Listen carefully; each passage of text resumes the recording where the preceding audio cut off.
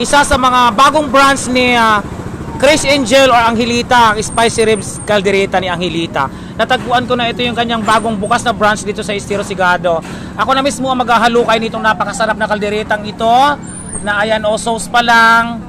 Ayan, sauce pa lang, ulam na. Alam niyo ba sa mga bashers na nagsasabi na nakalutang sa mantika? For your information, ang gamit po nito ay hindi mantika, kung hindi olive oil. Sa mga hindi po nakakaalam kung anong olive oil, hindi po siya pangkaraniwang mantika. Ayan. So kaya ganito kasarap ang sauce. Ito ang Spicy Ribs Caldereta ni Angelita na bagong bukas na branch dito sa Estero Sigado. Ayan, Estero Sigado, ayan. Sige sir, ay mo sumali sa vlog. Ayan. So, sa mga naghahanap ng pwesto ni Angelita dito sa Estero Sigado, ito, nandito lang siya, no? Corner, ang tawag dito, Carriedo. Ito na yan. So, ayan ang isang order. Ayan. Magkano nga ba isang order nito, sir? 100 lang po. 100. Ilang hiwa ng kaldereta? Depende po sa laki. May Pag maliit, may tatlo. 4. 5. Magtatlo, malaki. So, ayan. Ay sir, pag take out sir, dito natin nilalagay. 105 lang. Sa tab lang alagay, walang rice. Pag take out dito. Para dito mapon yung sauce. So, yung mga kasosi, no? Pagka may rice, magkano? 125. 125. Pag walang rice, 105.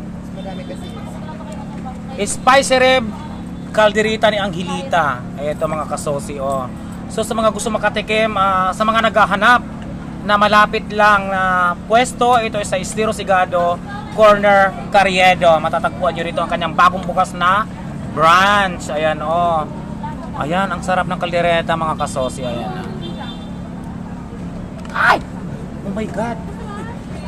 Bakit parang tumatakbo? Hindi gumulong na may gulong kasi. Ay, hindi siya tumatakbo, gumulong lang.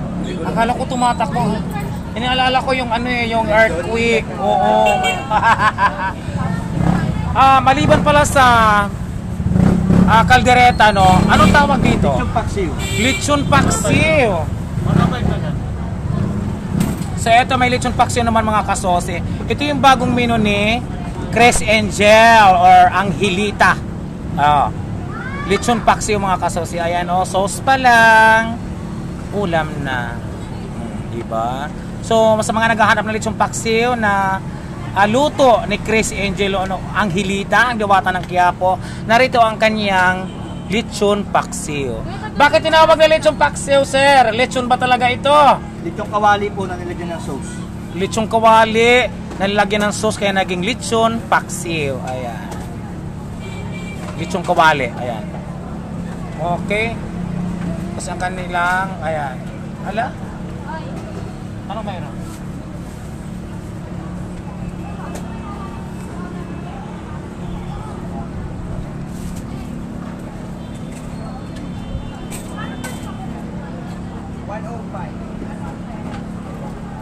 Marami na Wala, ano ba ilalagay sa'yo?